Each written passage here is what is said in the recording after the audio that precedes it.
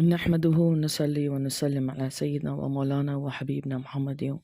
وعلى آله وصحبه أجمعين فالحمد لله رب العالمين أما بعد فأعوذ بالله من الشيطان الرجيم بسم الله الرحمن الرحیم السلام علیکم ورحمۃ اللہ وبرکاتہ۔ الحمدللہ، اللہ تعالیٰ کے کرم اور احسان سے ہم سب کو یہ رمضان المبارک نصیب ہوا ہے، اور بالخصوص یہ آخری 10 راتیں اللہ تعالیٰ ہم سب کی عبادتوں کو قبول اور منظور فرمائے۔ جو ہماری غفلتیں ہو گئی ہیں، جس میں ہماری کوتاہیاں ہو گئی ہیں، جن عبادتوں میں جن میں کوئی کمیاں رہ گئی ہیں، اللہ تعالیٰ ان کو نبی کریم صلی اللہ علیہ وسلم کے وسیلے اور صدقے سے معاف فرما، آمین ثم آمین۔ آج میں بس ایک چھوٹا پیغام اپنی بچیوں کے لیے اور بہنوں کے لیے لے کر آئی ہوں کیونکہ میں نے یہاں پہ زیادہ تر میں نے یہاں پہ عورتوں سے اور جو تھوڑی سی عمر والی عورتیں ہوتی ہیں ان سے یہ بات سنی ہے کہ دی کنسیڈر کہ بھئی اگر لاسٹ 10 ڈیز میں جو بڑی راتیں ہیں ان میں اگر عورتوں کو پیریڈز ہو جائیں، مینسٹریشن ہو جائیں، تو وہ پھر اس بات کو اللہ معاف کرے کہتی ہیں کہ یار یہ تو اس کی بد نصیبی ہے، اس کو بڑی راتیں نصیب نہیں ہوئی ہیں اور یہ اس کی بدقسمتی ہے، اس نے ضرور کچھ برا کام کیا ہوگا وغیرہ وغیرہ۔ دیکھیے یہ ساری جو چیزیں ہیں یہ سراسر غلط ہے، اور اسلام کے دائرے میں ان چیزوں کا کوئی بھی نہ پارٹ ہے، نہ حصہ ہے، نہ اجازت ہے یہ ساری غلط سلط باتیں کہنے کی، ٹھیک ہے۔ یہ سب پرانے زمانے کے جیسے دور میں سپرسٹیشنز ہوتے تھے، تو یہ جو ان پڑھ عورتیں ہیں یا جو گاؤں کی عورتیں ہیں، جو پرانے زمانے کی کچھ عورتیں ہیں جن کے جنریشن ٹو جنریشن یہ کہانی آئی گئی ہے کہ بھئی پیریڈز کا مطلب ہے کہ جی آپ ناپاک ہیں، اللہ آپ سے سخت ناراض ہے، اس نے اللہ تعالیٰ نے آپ کو بڑی راتیں اس لیے نہیں نصیب فرمائی ہے، بالکل غلط ہے، نعوذ باللہ استغفر اللہ۔ میرا مالک رحمان ہے، رحیم ہے۔ 114 صورتوں میں اللہ تعالیٰ نے اپنی اتنی زیادہ 100 سے بھی 100 تو 99 تو عام ہے، لیکن اس کے علاوہ اللہ کی کئی صفات ہیں، اور اللہ تعالیٰ نے 2 صفات کا ذکر ہر سورہ کی شروع میں کیا ہے کہ اللہ کا نام لو جو مہربان ہے، جو رحیم ہے، ٹھیک ہے۔ تو ہم یہ ایسے کیسے کہہ سکتے ہیں کہ اللہ تعالیٰ عورتوں کو پیریڈز اسی دنوں میں دیتا ہے کیونکہ اللہ ناراض ہے؟ نعوذ باللہ، یہ بالکل غلط بات ہے، ایسا کچھ بھی نہیں ہے۔ میں یہ بات کلیریفائی کرنا چاہتی ہوں کہ پیریڈز مینسٹریشن جس کو کہتے ہیں، جو ہر مہینے خواتین کو، بچیوں کو آتا ہے، ٹھیک ہے، جو بلوغت کی ایج کراس کر گئی ہیں، تو وہ جو ہے یہ اللہ کی طرف سے ایک باڈی کا ایک یہ ہے، آپ کہہ دیجئے ایک باڈی کا ایک سمٹم ہے، اس کو ڈیزیز نہیں کہیں گے لیکن ایک باڈی کا سمٹم ہے، ٹھیک ہے۔ اور یہ اللہ کا حکم ہے، اس میں نہ آپ کا، نہ میرا، نہ ہم کوئی ایسی دوائیاں لیتے ہیں، نہ ہم کوئی ایسی چیزیں کرتے ہیں جس سے یہ آئے یا نہیں آئے، یہ ہمارے اختیار میں بالکل بھی نہیں ہے، یہ اللہ کے ہی اختیار میں ہے۔ اور اللہ تعالیٰ نے اگر 10 راتوں میں دیا ہو یا سب سے بڑی رات میں دیا ہو، پورے رمضان میں بھی دیا ہو، جیسے بھی رمضان میں 3 دفعہ دیا ہو، 2 دفعہ دیا ہو، اس کا یہ مطلب نہیں ہے کہ آپ بدبخت ہیں یا آپ بری ہیں یا آپ اللہ آپ سے ناراض ہے، بالکل بھی نہیں۔ بلکہ میں یہ بات کہنا چاہتی ہوں کہ اللہ کے حکموں کی تابع داری کرنے کو اسلام کہتے ہیں۔ جو اللہ نے قرآن میں احکامات فرمائے ہیں، جو اللہ نے نبی کریم صلی اللہ علیہ وآلہ وسلم سے ہمیں پہنچائے ہیں، ان سارے احکامات کی تابع داری کو دین اسلام کہتے ہیں، submission to the will of Allah, ٹھیک ہے۔ تو ہمیں ہمارے نبی کریم صلی اللہ علیہ وآلہ وسلم نے فرمایا ہے، قرآن میں فرمایا ہے کہ جو ایام کے دن ہیں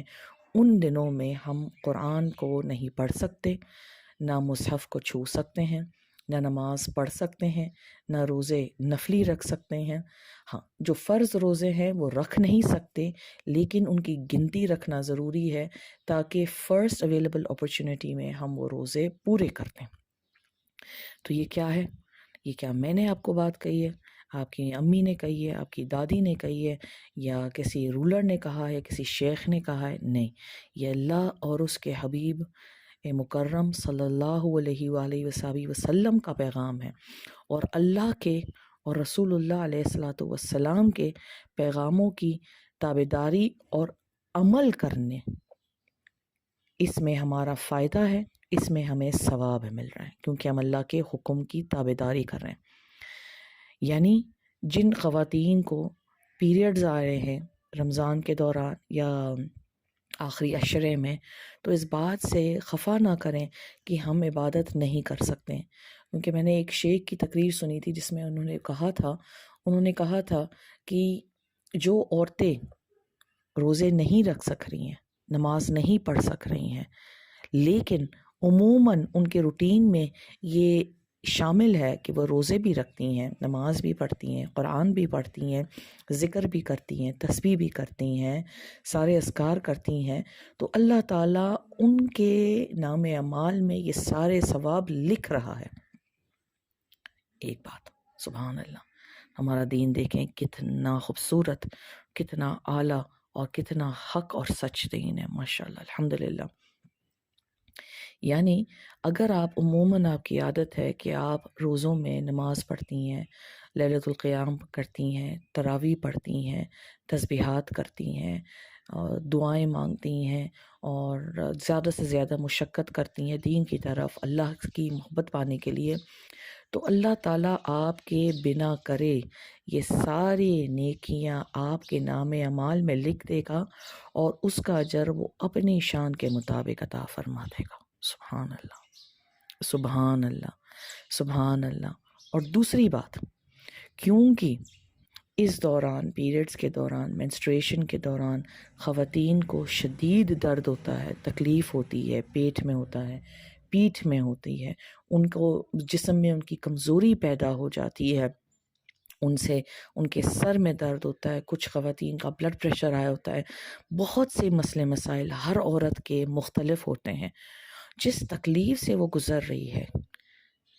اور وہ اس پر صبر کر کے انتظار کر رہی ہے اور اللہ کے احکامات کے اوپر تابعداری کر رہی ہے،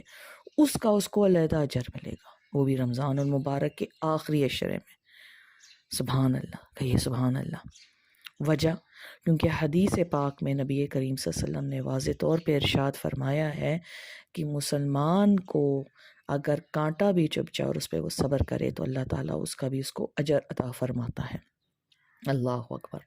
تو یہ آپ کا دوسرا اجر سامنے آ گیا، ثواب آ گیا۔ تیسرا ثواب، کیونکہ جو خواتین، کیونکہ یہ فرض روزے ہیں، ان کا ہمیں پورا کرنا ہم پر واجب ہے، لازم ہے، تو ہمیں یہ رمضان کے فوراً بعد جیسے بھی ہمارے لیے آسانی ہو، دوسرے رمضان شروع ہونے سے پہلے ہمیں وہ روزے رکھنے ہیں، تو اس کا ہمیں ان روزوں کا بھی ہمیں رکھنے کا علیحدہ سے اجر اور ثواب لکھ دیا جائے گا۔ سبحان اللہ۔ میرا مالک اپنی رحمت میں بے نیاز ہے، میرا اللہ اپنی کرم نوازی میں بے نیاز ہے، میرا اللہ 70 ماؤں سے زیادہ پیار کرتا ہے ہم سے۔ یہ صرف مسئلہ کیا ہے کہ مسئلہ یہ ہے کہ جو لوگ باتیں کرتے ہیں، اس لیے اگر آپ کو دین کو سمجھنا ہے تو دین کو قرآن سے، اسلام سے، سنت نبوی سے سمجھیے صلی اللہ علیہ وسلم، لوگوں سے نہ سمجھیے، لوگوں کے اعمال سے نہ سمجھیے، ٹھیک ہے؟ تو میں نے یہ پیغام پہنچانا تھا کیونکہ الحمدللہ بڑی راتیں شروع ہیں اور بہت سی بچیوں کو ممکن ہے اس دوران پیریڈز ہوں، تو اس لیے میں نے سب کو کہا ہے کہ آپ اپنا دل خراب نہ کریں اور نہ پریشان ہوں، کیونکہ یہ سب کچھ اللہ کی طرف سے، آپ اللہ کے حکموں پہ راضی رہیے، اللہ کے حکموں کے تابعداری کریں، اور آپ دیکھیے کہ انشاءاللہ دین اور دنیا دونوں ہماری سنور جائے گی۔ آمین ثم آمین۔ اور ہاں، زیادہ سے زیادہ استغفار پڑھیں، زیادہ سے زیادہ دعا مانگیں۔ اس کے لیے نہ آپ کو وضو کی ضرورت ہے، نہ آپ کو پاک ہونے کی ضرورت ہے، اور نہ آپ کو مصلی پہ بیٹھنے کی ضرورت ہے۔ رات کو اگر آپ کو اٹھنا ہے تو رات کو فقط اسی نیت سے اٹھیں، ظاہر سی بات ہے تہجد آپ نہیں پڑھ سکتے، تو لیکن آپ اس نیت سے اٹھیں کہ اللہ تعالیٰ اس وقت میں تو آتا ہے پہلے آسمان میں اور تو پوچھتا ہے، تو کیونکہ تو آ رہا ہے تیرے لیے میں اٹھ رہی ہوں، کسی دنیاوی غرض یا مقصد کے لیے نہیں، اٹھ کر صرف دعائیں مانگ لیں، یہ بھی بہت ہے۔ اللہ تعالیٰ ہم سب کی عبادتوں کو، دعاؤں کو بہتر سے بہتر طریقے سے قبول اور منظور فرما۔ اللہ تعالیٰ اس رمضان المبارک میں ہم سب کے گناہوں کو بخش دے اور ہم سب کو جہنم کی آگ سے محفوظ فرما۔ ہمارے والدین جو حیات ہیں، اللہ ان کو لمبی عمر، صحت، تندرستی، خوشیوں کے ساتھ عطا فرما۔ جو فوت ہو گئے ہیں اللہ تعالیٰ، جو مسلمان، جو ہمارے گھر کے بڑے بزرگ، ہمارے بچے جو فوت ہو گئے ہیں اللہ تعالیٰ ان کو جنت الفردوس میں اعلیٰ مقام عطا فرما۔ اللہ تعالیٰ ہم سب کو نیکی کی ہدایت اور توفیق عطا فرما۔ وآخر دعوانا الحمد للہ رب العالمین۔ السلام علیکم ورحمۃ اللہ وبرکاتہ۔